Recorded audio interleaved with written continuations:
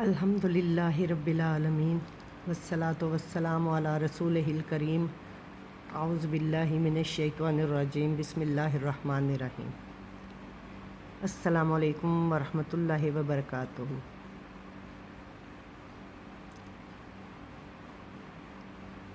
آج ہم دیکھیں گے اللہ تعالیٰ کی ملازمتوں کے بارے میں۔ انسانی زندگی میں عمل صالحہ کی بڑی اہمیت ہے۔ معاشرے میں کسی فرد کا نیک کردار نہ صرف خود اسے فائدہ دیتا ہے بلکہ معاشرے کے دیگر افراد بھی اس کی خوش تواری سے مستفید ہوئے بغیر نہیں رہتے۔ عمل صالحہ، نیک عمل صالحہ کی توفیق اللہ تعالیٰ ہی کی طرف سے ملتی ہے۔ یوں عمل صالحہ گویا ربانی ملازمت ہے۔ جو آدمی عمل صالحہ پر کاربند ہوتا ہے وہ اللہ تعالیٰ کے خادم کی حیثیت سے زندگی بسر کرتا ہے۔ وہ دین کی بھی خدمت کرتا ہے اور لوگوں کو بھی نفع پہنچاتا ہے۔ آدمی کو دنیا میں رہتے ہوئے عمل صالحہ کی توفیق مل جائے تو اس سے بڑی خوش نصیبی اور کوئی نہیں۔ کیا آپ ملازمت کی تلاش میں ہیں؟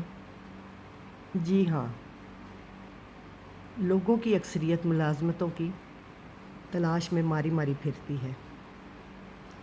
جیسے ہی کسی ملازمت کے لیے جگہ نکلتی ہے لوگ بھاگم بھاگ وہاں پہنچتے ہیں کہ سب سے پہلے ہم ہی وہاں پہنچیں اور یہ ملازمت ہمیں ہی ملے۔ امیدواروں کی درخواستیں ہزاروں کی تعداد میں اکٹھی ہو جاتی ہیں اور ہر ایک کی کوشش ہوتی ہے کہ یہ ملازمت اسی کو مل جائے، اور ملازمت کے حصول کے لیے عجیب عجیب ہتھ کنڈے آزمائے جاتے ہیں۔ کوئی رشوت دیتا ہے تو کوئی بھاری سفارش ڈھونڈتا پھرتا ہے، اور یہ تو ہیں دنیاوی ملازمتیں۔ یہ دنیاوی ملازمتوں کا قصہ۔ ملازمت کی ایک قسم اور بھی ہے جہاں نہ رشوت کی ضرورت پڑتی ہے نہ سفارشیں ہوتی ہیں۔ وہ ملازمت کون سی ہے؟ وہ ملازمت وہ ہے جو اللہ سبحانہ وتعالیٰ اپنے بندوں کو پیش کرتا ہے۔ یہاں بے شمار اسامیاں خالی ملتی ہیں۔ ملازمت کا حصول بہت آسان ہے، لیکن ملازمت اسی کو ملتی ہے جسے اللہ سبحانہ وتعالیٰ پسند کرتے ہیں۔ رسول اللہ صلی اللہ علیہ وسلم نے فرمایا کہ جب اللہ سبحانہ وتعالیٰ کسی بندے سے بھلائی کا ارادہ کرتا ہے تو اسے مرنے سے پہلے اپنی ملازمت سے نوازتا ہے۔ ایک صحابی نے پوچھا، اے اللہ کے رسول صلی اللہ علیہ وسلم، اللہ بندے کو اپنی ملازمت سے کیسے نوازتا ہے؟ تو آپ صلی اللہ علیہ وسلم نے فرمایا، اللہ تعالیٰ بندے کو مرنے سے پہلے عمل صالحہ کی توفیق دیتا ہے، پھر اسی پر اس کی روح قبض کر لیتا ہے۔ یہی وجہ ہے کہ صالحین امت ملازمت الہی کا موقع ہاتھ سے نکل جانے پر حسرت کی آہیں بھرتے تھے۔ ایک روز کا ذکر ہے کہ رسول اللہ صلی اللہ علیہ وسلم صحابہ کرام سے قیامت کے متعلق بیان کر رہے تھے۔ آپ نے انہیں بتایا کہ میری امت کے 70,000 افراد حساب کتاب کے بغیر جنت میں داخل ہوں گے۔ سبحان اللہ۔ یہ بات صحابہ کرام کے لیے بڑی خوشی کا باعث تھی۔ وہاں عکاشہ بن محصن بھی موجود تھے۔ عکاشہ بن محصن رضی اللہ عنہ تیزی سے آگے بڑھے اور اس سنہری موقع سے فائدہ اٹھانا چاہا۔ عرض گزار ہوئے، اے اللہ کے رسول صلی اللہ علیہ وسلم، اللہ سے دعا کیجئے کہ وہ مجھے ان خوش نصیب افراد میں شامل کرے۔ تو آپ نے فوراً دعا فرمائی اے اللہ اسے ان افراد میں شامل فرما۔ آکاشا کو اپنے مقصد میں کامیابی ہوئی۔ آکاشا کے بعد جس نے یہ درخواست کی اسے جواب دیا گیا کہ آکاشا تم پر سبقت لے گیا۔ جی ہاں، صحابہ کرام نیکی کے کاموں میں ہمیشہ ایک دوسرے سے آگے بڑھنے کی کوشش کرتے تھے۔ انسان کو جب یہ محسوس ہو کہ نیکی کی راہ پر اس کے قدم آگے بڑھنے سے انکاری ہیں اور طبیعت میں نیکی سے رغبت نہیں رہی تو اسے چاہیے کہ گریبان میں منہ ڈالے، اپنے نفس کا جائزہ لے، اپنے دل کو ٹٹول کر دیکھے اور اپنا احتساب کرے۔ عین ممکن ہے کہ گناہوں نے اس کے قدموں کو راہ ہدایت پر چلنے سے روک رکھا ہو۔ انسان کو چاہیے کہ وہ ان افراد کے انجام بد پر غور کرے جو اللہ سبحانہ تعالیٰ کو ناپسند تھے، تو اللہ سبحانہ تعالیٰ نے انہیں اپنی ملازمت سے محروم رکھا اور زندگی بھر نیکی کرنے کی توفیق نہیں دی۔ ہم قرآن پاک میں گزری ہوئی امتوں کے کئی قصے پڑھتے ہیں کہ جنہوں نے اللہ تعالیٰ کی حدود سے تجاوز کیا تو ان کا کیا انجام ہوا۔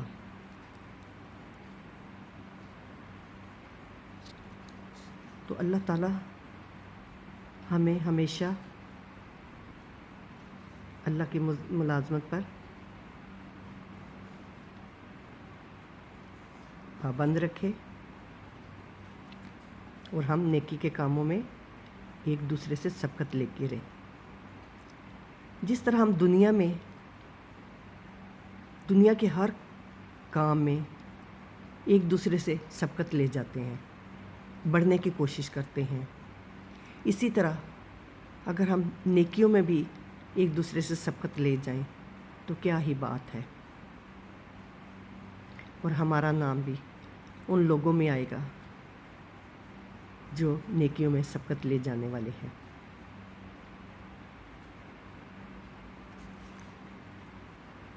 تو یہاں پہ ہر مسلمان کا فرض ہے، ابھی یہاں پہ اگر اللہ تعالیٰ کی ملازمت میں آنا ہے تو پھر ہمیں کیا کرنا ہوگا کہ ہمیں اپنے مسلمان بہن بھائی کے لیے بھی وہی چیز پسند کرنی ہوگی جو چیز ہمیں پسند ہے، جو چیز ہم سنے پڑھیں جس میں ہمارا فائدہ ہے، دینی فائدہ، دنیاوی فائدہ، ہم وہ چیز اپنے بہن بھائیوں تک بھی پہنچائیں۔ اگر ان میں سے کسی ایک کا بھی فائدہ ہوتا ہے یا صراط مستقیم پر چل پڑتا ہے، صحیح راستے کا تعین کرتا ہے، تو وہ آپ کے لیے ہمیشہ کے لیے صدقہ جاریہ ہو جائے گا۔ لیکن یہ باتیں اتنی آسان نہیں ہیں، بہت کچھ جب آپ اس راہ میں نکلتے ہیں تو بہت کچھ سننا پڑتا ہے، لیکن سب سے بڑی بات صبر ہے کہ صبر کرنا پڑے گا۔ کہ انسان سوچتا ہے کہ میں کیا بات کروں، کہاں سے شروع کروں اور کیسے شروع کروں، اور یہ بھی معلوم نہیں ہوتا کہ دوسرا میری بات سننا پسند کرے گا بھی یا نہیں، یا ہماری بات کسی کو گوارا بھی ہوتی ہے یا نہیں۔ لیکن اس کے باوجود اللہ سبحانہ تعالیٰ نے ہماری جو ڈیوٹی لگائی ہے وہ تو ہمیں نبھانی ہی نبھانی ہے، اور سب مسلمان بہن بھائیوں کی خیر خواہی کرنا بھی ہم پر فرض ہے۔ اسی خیر خواہی کا تقاضا ہے کہ ہم اپنے بہن بھائیوں کے لیے اپنے ہی بھلائی جیسا سوچیں۔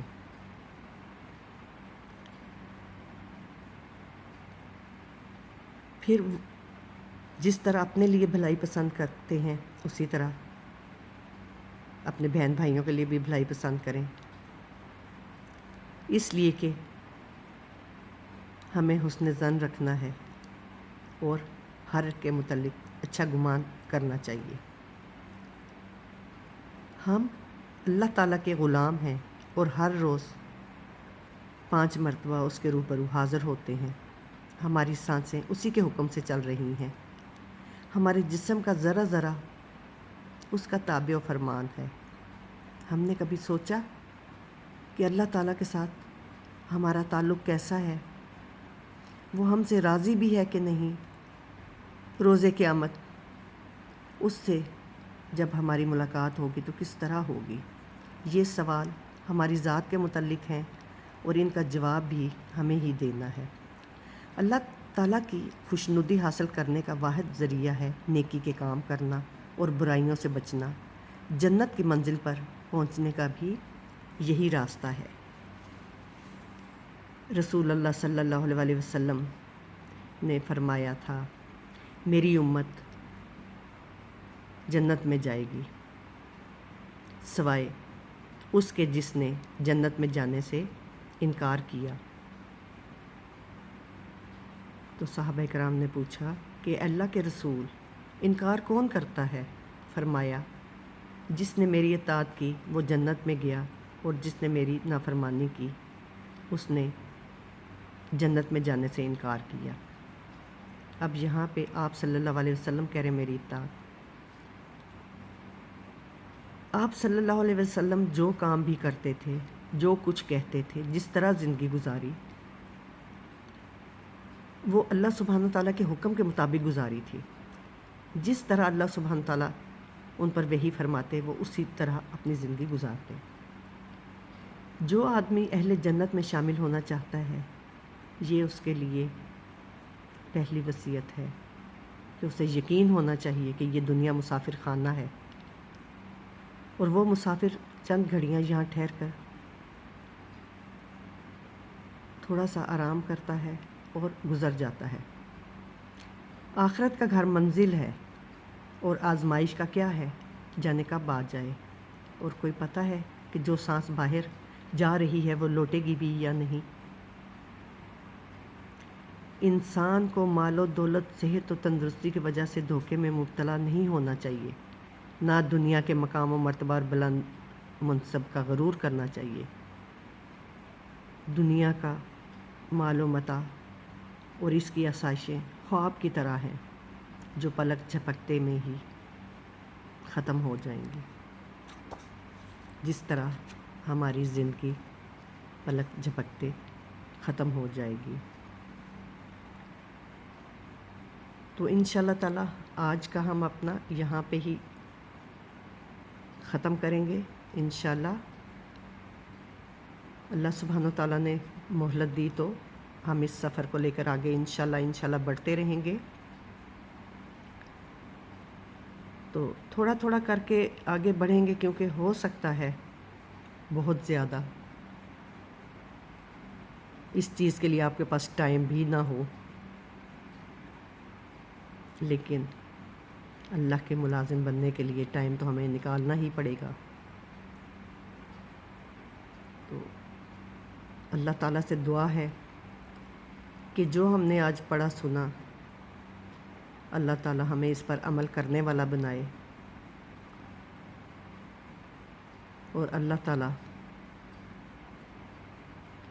ہمیں دنیا اور آخرت کی کامیابی عطا فرمائے۔ آمین یا رب العالمین۔ وآخر دعوانا الحمدللہ رب العالمین۔